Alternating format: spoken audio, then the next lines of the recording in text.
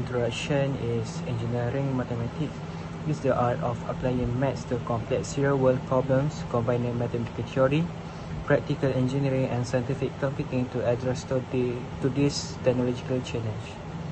First, ordinary differential equations have wide-ranging application in science and also engineering.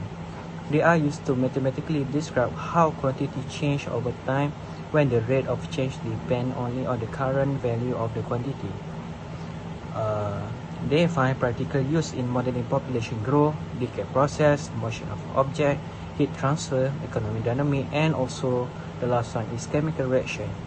By solving this equation, we can gain insight into the behavior of system, make prediction, and understand the underlying dynamic of various phenomena. Overall, first-order ODEs provide a powerful mathematical framework for analyzing and understanding time-dependent process in a wide range of fields. That's all. Assalamualaikum. My name is Ahmad Sufi. I want to talk about Part A, Question 6. Step 1. Calculate the growth rate. The growth rate is determined by finding the difference between the population in 2009 and the population in 1999, and then dividing the difference by the population in 1999. For the step 2, apply the growth rate to the population in 2009 to estimate the population in 2019. We need to apply the growth rate to the population in 2009. This can be done by multiplying the growth rate by the population in 2009 and adding it to the population in 2009. Step 3 or the final step is round the answer to the nearest 100. Finally, the estimate population in town A in 2009 is approximately 65,918. Round to the nearest 100 by finding the difference between the population in 2009 and the population in 1999. We obtain a difference of 3,000.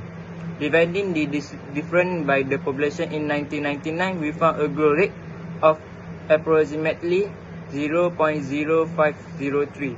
Then we multiply the growth rate by the population in 2009 and adding it to the population in 2009.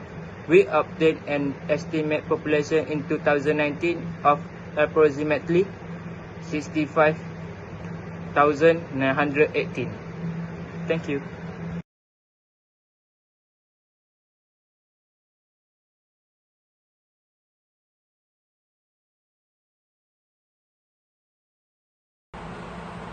Hi, my name is Amar Zarif bin Amir Hamzah and my matrix number is AA220228. And I will present to you about the discussion and conclusion for question 6, part A. The population statistic for town A is 1999 and 2009 are given in the following question. The issue is predicated on the notion that the population growth is proportional to current population size. We can think of the population as a function of time represented by Pt. In order to solve this problem using the ODE, the derivative dp over dt can be used to represent the population rate of change over time. The assumption states the population growth is proportional to population size. This can be written mathematically as dp over dt equal to k times p times t, where k is proportional constant. This is a first order linear ODE which can be solved using separation of variables. By rearranging the equation, we get dp over p equals to k times dt. And integrating both sides of the equation, we get ln p equal to k times t plus c, where c is the constant of the integration. Now, we need to apply the initial condition provided in the question. In the year 1999, the population is given as 59,663. We can substitute the values of p and t into the equation. The result is ln 59,663 is equals to k times 1999 plus c. We need more detail or another initial condition to determine the value of c, and without it, we are unable to calculate c or k with any degree of accuracy. And as a result, we are unable to provide a precise estimate for the population in 2019 using the first order ODE approach in the absence of additional data or initial condition. I'm Narendran, son of Mylogam, and my matrix number is AA220102. Okay. Right now, I'll be discussing on how to solve question 6b. According to the given information, the rate at which the porridge cooled down is proportional to the room temperature. Therefore, we can write the differential equation as follows, where K is proportionality, constant, and temperature room. We are given that the room temperature is 17 degrees Celsius, and in 5 minutes the temperature of the porridge cooled down from 78 degrees Celsius to 52 degrees Celsius. Let's use this information to determine the value of K. Right now, what is given is when the T is 0, the temperature of porridge is TO. Substituting these values into the differential equation and we'll get the answer. We must integrate both sides of the equation and apply the limits of integration from T0 to T and 0 to T respectively. Later, we must use the constant of integration and sub it into the equation that we solved in previous.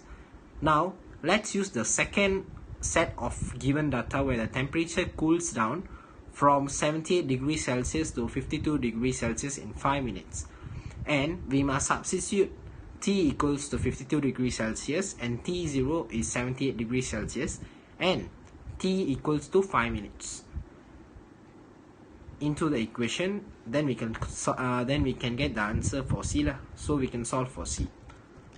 Okay. Next, we need to determine the value of K. We can use the given information that the solution cools from 32 degrees Celsius to 25 degrees Celsius. When T is equals to T1, then it is given T is equals to 25 degrees Celsius and TO is 32 degrees Celsius. Then you must sub these two values into the equation.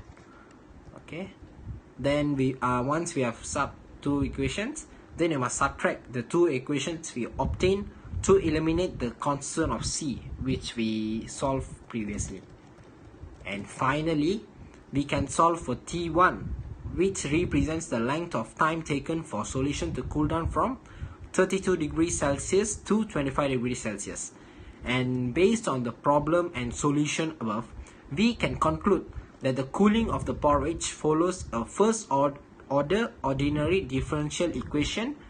The rate at which the temperature cool down is proportionally to the difference between its temperature and the room temperature.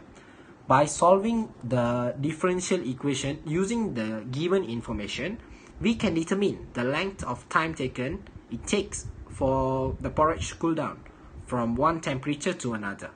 However, the exact length of time taken for the solution to cool from 32 degrees Celsius to 25 degrees Celsius cannot be determined without knowing the value of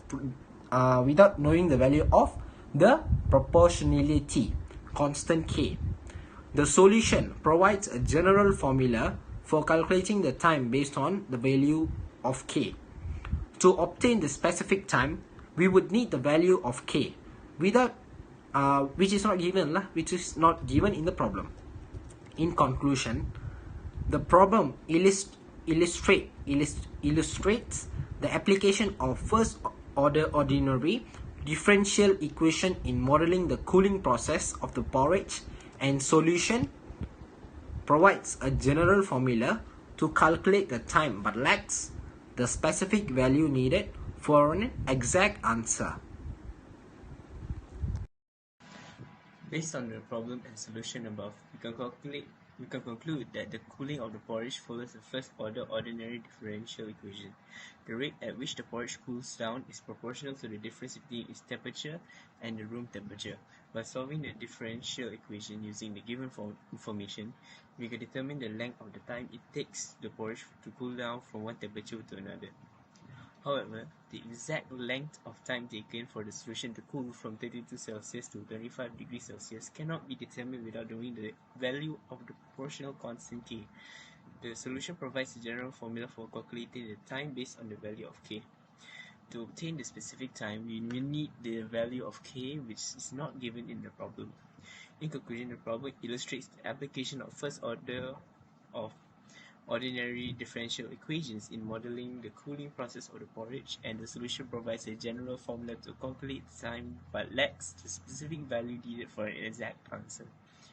That is all from our group today. Thank you.